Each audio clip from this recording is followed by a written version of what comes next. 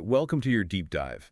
Today we're digging into what is really the DNA of music scales. Exactly. We're focusing on week 2 of the study plan, which means we're zeroing in on major and minor keys. And our mission here isn't just to list off rules, but to really get how these things are connected, how Mhm. they let a composer just completely shift the emotional feel of a piece. Yeah, and this is all built right out of lessons 2 and 3 of that keyboard theory guide. It gives us the fixed rules for building scales. Hmm.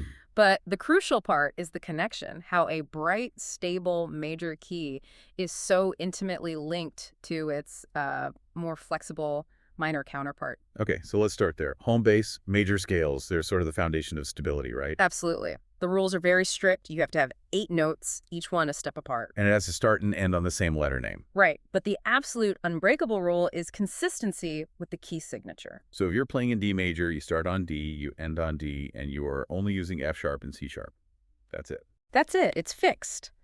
And what's so fascinating is that fixed identity, that rigidity, is actually our shortcut into the minor world. How so? Well, every single major key has what we call a relative minor. Okay. To find its name, you just count down 3 half steps from the major key's name. It's that simple. And that relationship is key because the relative minor uses the exact same palette of notes. The exact same palette, the same key signature, the same sharps, the same flats. It's all pre-approved by its parent major key. Wait a second. If they share the exact same key signature, and therefore the same notes, why do they sound so completely different? Mm-hmm. I mean, C major is bright and happy, but its relative minor, A minor, sounds melancholic. Mm-hmm. Is the whole emotional shift just about where you decide to start the scale? Precisely. The starting point, the note we treat as the root or home, it changes the entire hierarchy of tension and release. I see. And the most basic form of that melancholy is what we call the natural minor scale. The natural minor. It uses only the sharps or flats that are in that shared key signature, nothing more.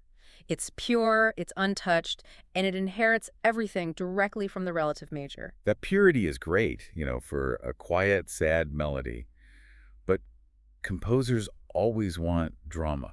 They want tension. They always want more tension. And I'm guessing the natural minor doesn't quite get you there if you need a really urgent drive. It doesn't. And that leads us to the most important modification, the harmonic minor scale. Okay. The harmonic minor is an intentional change. It's designed to kind of cheat the system a little bit and inject that tension you're talking about. So how does that work? What's the tweak? The scale is altered by raising the 7th note a half step. Ah, okay. And this part is crucial. You do it without changing the letter name of the note. That seemingly small change is the engine that drives harmony. Because it creates that leading tone. Exactly. It creates a powerful magnetic pull that just urgently wants to resolve back to the root. So if I'm putting this all together, major scales are predictable, they're stable, they set the rules, Yep.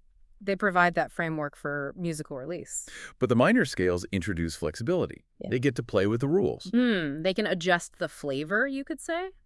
Through modifications like the harmonic minor, they can inject tension into a system that's still sharing the same basic pool of notes. So you can pivot between that stable, sad natural minor and the really dramatic harmonic minor, all within the same key. And that's what gives music its depth. It's the difference between a simple statement of sadness and, a full-blown emotional crisis. So knowing that, here's a thought to leave you with.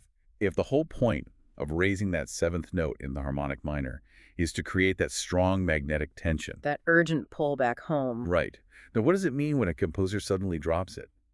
How might they use a shift back to the simple, untouched natural minor as a tool to strategically deflate all that drama? Think about how they use that 1/2 step to build tension and then how they take it away to let all the air out of the room.